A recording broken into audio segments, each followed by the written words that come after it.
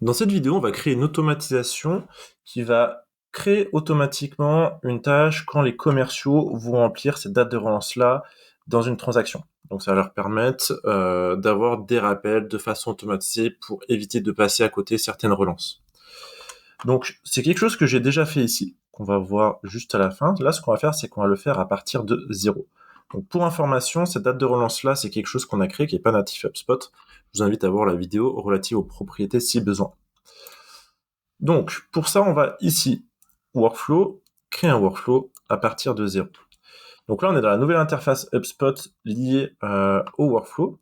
Nous, ce qu'on veut, donc déjà, premièrement, le premier carré dans le workflow permet de dire qu'est-ce qui va déclencher l'automatisation. Donc ça va être les éléments qui devront être confirmés à chaque fois pour que l'automatisation se lance.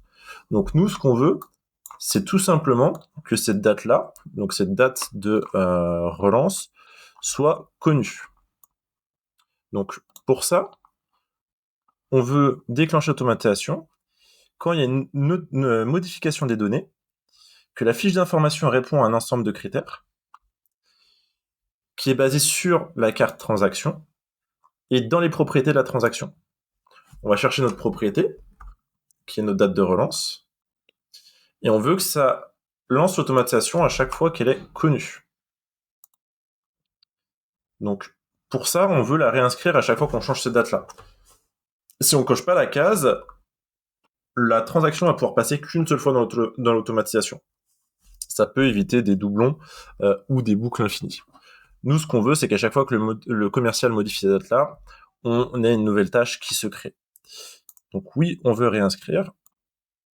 Et c'est bon. Donc là, on a défini notre élément déclencheur. Maintenant, on définit les actions ici.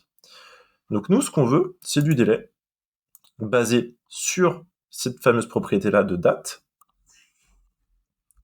Donc date de relance. Et on veut attendre jusqu'à échéance de la date. Donc moi, je me connecte tous les matins sur les tâches pour voir qu'est-ce que j'ai à faire. Donc je veux que ça se réalise par exemple à 6 heures du matin.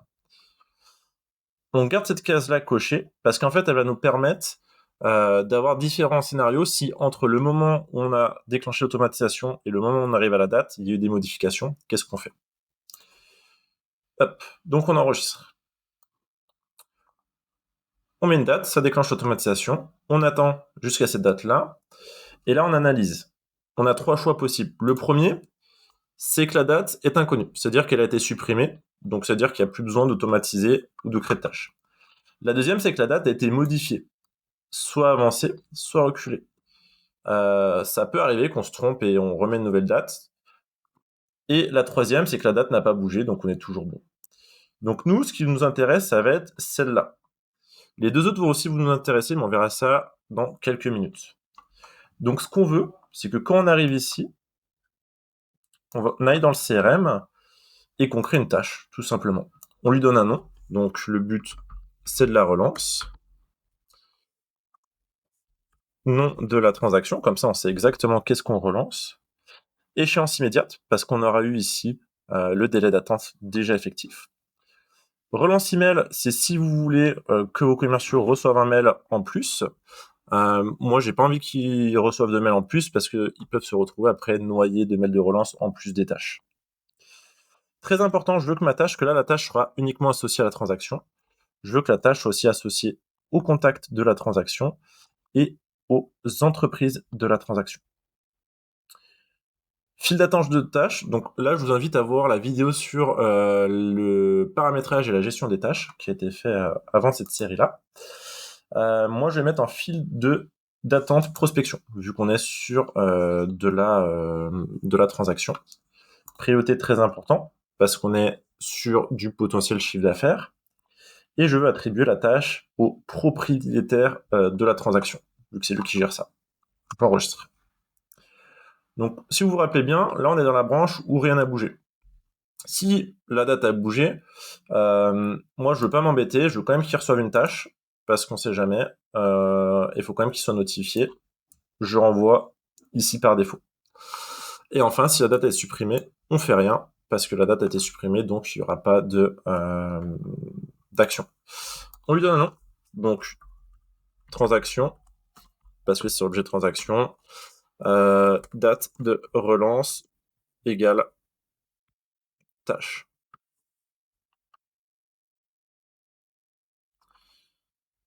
Ici, il y a plusieurs choses à faire.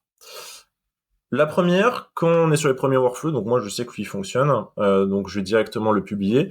Les premières choses à faire, en tout cas quand vous commencez à faire des workflows, c'est de tester. Est-ce qu'on utilise bien le bon élément déclencheur? C'est la question à se poser. Donc pour ça, ici on peut tester les conditions. Donc Valeo service A, donc service A, hop, il correspond pas, donc il va pas rentrer dans le workflow. Pourquoi? Tout simplement parce qu'il n'a pas de date qui est connue. Si je lui donne une date, par exemple le 26 juin, je réactualise. Donc il faut savoir que quand on fait des modifications sur le workflow, ça enregistre automatiquement. Donc si je refais le test maintenant, Valeo, service A, hop, maintenant que la date est connue, le 26-06, il peut rentrer dans l'automatisation. Ça, c'est le premier niveau de test, ça va être sur l'élément déclencheur. Ensuite, ça va être testé sur l'ensemble du workflow. Donc Valeo, encore une fois, service A, on choisit celui-là. Donc OK, il déclenche, il fait la première étape, ensuite il va dans la branche. Vu que la branche, c'est quelque chose qui se passe dans le futur, on ne sait pas dans quel il va tomber. Donc en tout cas, on sait qu'il va bien avancer. Et là, on peut avoir le détail. À partir de là, tout est bon. On peut faire vérifier et publier. Là, on a deux choses. Première chose, il calcule le nombre de transactions qui correspondent à l'élément déclencheur. Donc là, il y en a exactement 12. On lui dit oui, je veux que ces 12 transactions commencent directement dans l'automatisation, ou non, je ne veux pas qu'elles rentrent dans l'automatisation, mais que toutes les prochaines, oui. Donc là, c'est est-ce qu'on veut la rétroactivité ou pas. Donc moi, j'en veux pas, parce que des fois, en fait, ça dépend de la situation. Des fois, c'est super bien, d'autres fois, ça peut créer des anomalies. Notamment ce que vous avez déjà fait dans le passé ou pas. Si vous n'êtes pas sûr, je vous conseille de mettre non. Et ensuite, suivant, et le workflow est lancé. Je vais pas le faire parce que comme je vous montrais plus tôt, j'ai déjà le workflow qui tourne. Donc si j'actualise ma page ici, là ce que je vois c'est que j'ai cette transaction en action et notamment est-ce qu'il y a Valeo, voilà, Valeo qui est ici et qui va fonctionner dans 20 jours. Ce que je peux voir aussi, c'est celles qui sont déjà passées dans l'automatisation workflow, historique des inscriptions. Et là, j'ai toutes les transactions qui sont passées dedans. Donc, si par exemple, je prends Christian Dior, affiché, hop. Donc là, Christian Dior, il est en attente, délai jusqu'en janvier 2026. Donc il doit être ici. Donc il est en cours, il n'a pas encore fini. Est-ce que j'en ai un qui a potentiellement fini? Donc là, j'ai pris service C, service A. Voilà. Lui, par exemple, Christian Dior sur le service A, il est déjà passé dans l'automatisation aussi, il est jusqu'au bout, et il a eu la tâche qui a été créée. Si je veux m'assurer de ça, affiché dans le CRM, je vois ici, donc depuis mes filtres workflow, qu'il est bien passé dans le workflow le 21 mars et qu'il l'a fini le 24 avril. 24 avril, le jour de la date de relance. Et dans mes tâches, j'ai bien ma tâche qui a été faite et complétée par le commercial.